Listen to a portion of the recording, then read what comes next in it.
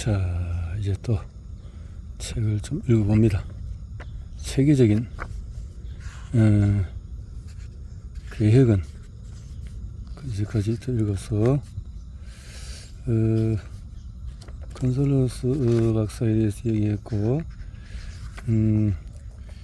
세계적인 이건 읽었네. 그럼 이제 그걸 하는 일자리 됐고, 당신의 실패의 30가지 원인은 무엇이 실패를 만들었냐, 그 무엇이 당신의 발목을 붙잡고 있는가, 이런 부분을 살펴봐야 되겠네요. 자, 인생의 가장 큰 비극은 열과 성을 다했지만은 실패하는 경우가 있다는 사실이다. 수천 명의 사람들을 분석하기로 그 중에 98%는 실패한 사람으로 98%의 사람들이 실패자로 인생을 살아가야 한다. 분석을 통해서 인생 실패는 30가지 원인이 있다는 것을 본다. 여기서 한 13가지 주된 원칙이 있다는 점을 밝게 되었는데, 목록을 하나씩 보면은, 첫 번째, 불리한 태생적인 환경. 지능의 문제를 가지고 태어난 사람들에게는 개한이 별로 없다. 이 약점을 극복할 방법은 조력 집단의 도움을 받는 것밖에 없다. 하지만 이는 누구나 쉽게 바로잡을 수 있는 30가지의 실패 유발 요인 중에 하나일 뿐이라는 사실을 기억하고 힘을 내자. 두 번째, 정확한 삶의 목표 부재. 삶의 중심이 되는 정확한 목표가 없는 사람은 성공하기 어렵다. 내가 분석한 100명 중에서 98명 그런 목표를 갖고 있지 않은 사람들이었다. 세 번째, 평범을 거부하는 야망의 계력. 발전하고 싶지 않거나 무관심한 사람, 그래서 성공의 대가를 치르기 거부하는 사람은 성공할 수 없다. 네 번째, 낮은 교육 수준. 이런 상대적으로 극복하기 쉬운 핸디캡이다. 나는 자수성가하거나 독학을 통해서 배운 사람들이 가장 학식이 있는 사람의 경우가 많다는 사실, 경험을 통해서 터득했다. 교양이 있다는 것은 단순히 대학 졸업장이 있다는 뜻이 아니다. 타인의 권리를 침해하지 않으면서 삶의 목표를 이루는 방법을 안다는 것이다. 교육은 지식의 전달뿐 아니라 지식이 효율적이고 지속해서 적용되어야 한다. 사람들은 단순히 자신이 알고 있는 지식이 아니라 그 지식으로 무엇을 하느냐에 따라서 보상을 받게 되는 것이다. 자제력 부족. 실제는 자기 통제의 능력에 상한다. 자기 자신의 모든 부정적인 특성을 다스려야 한다는 것이다. 건강 상태. 건강이 좋지 못한 뼈는 성공되기 어렵다. 건강. 그래서 이런 사고방식에서 좋은 건강에 도움을 받도록 하고, 유전기에 불우한 환경. 장가지처가 신 것처럼 나무도 그렇게 키운다. 범죄 성향을 지닌 사람들 대부분은 유년 시절에 불우한 환경과 좋지 않은 친구들의 영향을 그렇게 된다. 여덟 번째, 일을 미루는 습관. 이는 실패의 가장 흔한 원인 중에 하나다. 누구나 미루는 습관이 있고 한데 그런 습관이 좋지 않다. 아홉 번째, 인내심 부족. 대부분의 사람이 시작은 잘하지만 시작하면서 잘 끝맺지를 못한다. 게다가 실패의 조짐이 보이면 바로 포기하고 만다. 인내심을 대체할 것은 없다. 열 번째, 부정적인 성향. 부정적인 성향으로 주변 사람들을 내치는 사람은 성공할 수가 없다. 성공은 힘을 사용할 때 오며 그 힘은 주변 사람들의 협력으로 얻어지는 거다. 11번째, 성적 충동의 자제력 부족. 성적 에너지는 사람들에게 동기를 부여하는 가장 강력한 자극이다. 가장 강력한 감정이기 때문에 다른 통로를 통해서 우회되어서 표출되거나 전환되는 등의 방법으로 제어되어야 한다. 12번째, 대가 없이 얻으려는 열망. 도박성 역시 흔한 실패이다. 수많은 사람이 주식 차익을 노리고 도박에 가깝게 돈을 걸다가 월스트리트 주식시장이 1929년 붕괴하였던 일이 그 좋은 예이다. 13번째, 확고한 결단력 부족. 성공한 사람들은 즉시 결단을 내리고 결심을 바꾸기까지 오랜 시간이 걸린다.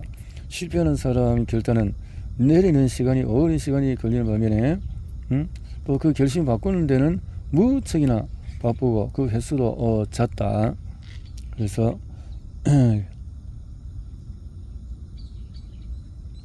우유부단한 일을 미루는 버릇은 단짝처럼 붙어 다닌다.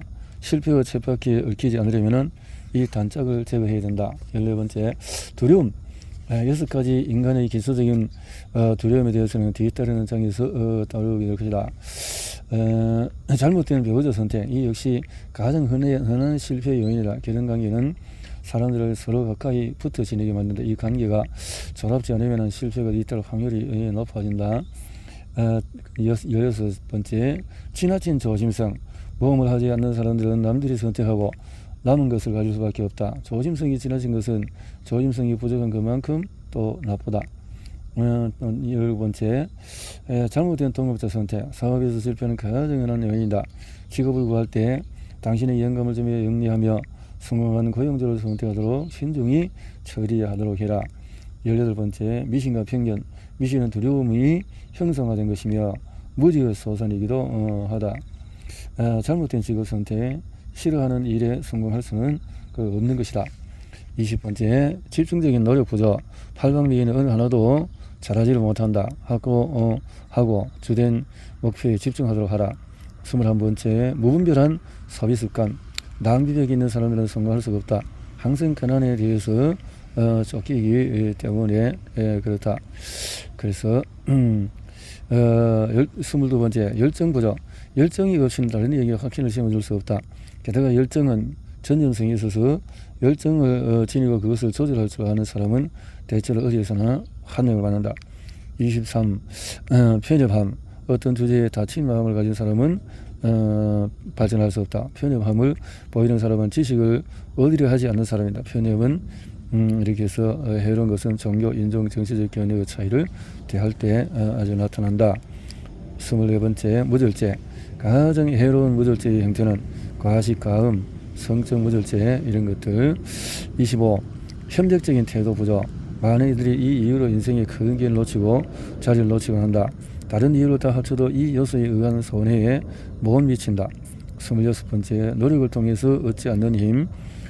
노력을 통해서 점차 얻지 않은 힘은 성공에 치명적인 영향을 끼치고 한다. 벼락 부자가 되는 것이 가난한 것보다 더 위험하다. 27번째, 고의적인 거짓. 정직함을 대신할 수 있는 것은 없다. 물론 살아가면서 스스로 통제하지 못하는 상황 때문에 정직하지 못하게 굴 때가 있다. 이런 지속해서 해를 끼치지는 않는다. 하지만 스스로 정직하지 않은 태도를 선택하자며 그렇다면 희망이 없다. 말하든 어떤지 언젠가 그가 한 일이 그의 발목을 잡을 것이다. 그때는 명예가 실추되거나 자유를 구속당하는 등 대가를 치르게 될 것이다. 28번째, 이기주의와 허영심. 이 두 가지 요소는 사람들이 떠나게 만드는 경고등과 같다. 성공에 치명적인 영향을 끼치게 되어진다. 생각하기보다 추측에 의존하는 태도. 대부분 사람들은 무관심이나 게으름 때문에 사실을 파악해서 정확하게 생각하지 않는다. 대신에 추측이나 찰나의 판단으로 이루어진 의견에 따라서 행동하곤 한다. 30번째, 자본 부족. 사업을 처음 시작할 때 많은 사람이 이로 인해 실패한다. 명성을 쌓을 때까지 실수를 저질러도 그 충격을 흡수하고 계속 사업을 해나갈 수 있을 만큼의 여유 자금을 가지고 있어야 한다. 30가지. 그래서 아손 목록에 포함되어 있지만 당신이 경험한 특별한 실패에 요인이 있었다면 여기에 또 적도록 해보자. 너 자신을 알라는 것인데, 현재 직책에서 임금을 제협성거나 다른 것의 일처리 알아보기 전에 지금 받는 임금보다 더 나은 실력을 갖추도록 해봐라. 돈을 원하는 것과 또 높은 임금을 받을 가치가 있는 사람이 되는 것은 또 별개의 이야기이기 때문에, 자, 그렇다는 거고, 자신의 능력에 대한 목록을 작성해보라. 스스로에게 물어야 할 28개의 질문은, 자신의 능력을 효율적으로 팔려면은 매년 자기 분석을 해보는 것이 좋다. 자기 분석. 이런 자기 분석은 연말에 시행하는 것이 좋다. 또 이런 것은 누군가의 도움을 받도록 하는 게 좋겠다. 점검을 하고 스스로 속이지 않고 정확하게 분석할 수 있도록. 자, 개인 능력 목성을 위해서 자기 분석 질문들을 해보자. 첫 번째, 원래 설정한 목표를 달성했는가? 두 번째, 최선을 다해서 최고의 재능을 발휘했는가? 세 번째, 최선을 다해서 많은 일을 했는가? 네 번째, 항상 조롭고 협조적인 태도로 일했는가? 일을 미루는 습관 때문에 효율적이지 못하게 일을 했는가? 성격을 개선했는가? 끈기를 가지고 계획한 바를 끝까지 완성했는가? 항상 즉각적이고 확고한 결정을 내렸는가? 6가지, 기본적인 두려움 중에서 어떤 것 때문에 효율성이 떨어지지 않았는가? 지나치게 조심스럽거나 행동하거나 조심성이 부족했던 점은 없는가? 동료들과의 관계는 즐거웠는가? 불편했는가? 그렇던 원인은 부분은 나에게라도 있었는가?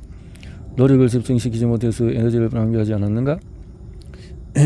매사에 열린 마음으로 인내심을 보였는가? 어떤 면에서 직무 능력을 발전했는가? 무절제한 습관을 보이지 않았는가? 공공연히 혹은 비밀스럽게 자기중심적인 모습을 보인 적이 없는가? 내 근무 태도로 인해서 동료들이 존경심을 가지게 되었는가? 의견과 결정이 초측에 의한 것인가? 아니면 정확한 분석과 사고에 의한 것인가? 시간과 지출 비용, 수입을 계획적으로 사용했는가? 그리고 아껴서 사용했는가? 20번째, 성과 없이 시간만 낭비한 적은 없는가? 내년에는 더 효율적으로 생활하기 위해서 시간을 안배하고 습관을 바꿔야 할 것인가? 양심에 거스르는 행동을 한 적이 있는가? 어떤 부분에서 보수보다 더 질적으로 양적으로 나은 능력을 제공했는가? 누군가를 부당하게 대우한 적이 있는가? 만일 내가 한 해 동안에 나를 고용했다면 내가 제공한 노력에 만족하겠는가? 나에게 많은 일을 하고 있는가? 아니면 이유는 내가 제공한 서비스의 구매자가 만족했는가?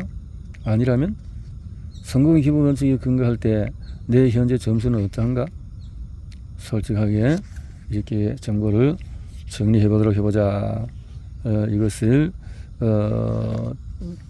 제대로 질문에 답을 하는 것이 도움이 될 것이다. 이렇게 했네요.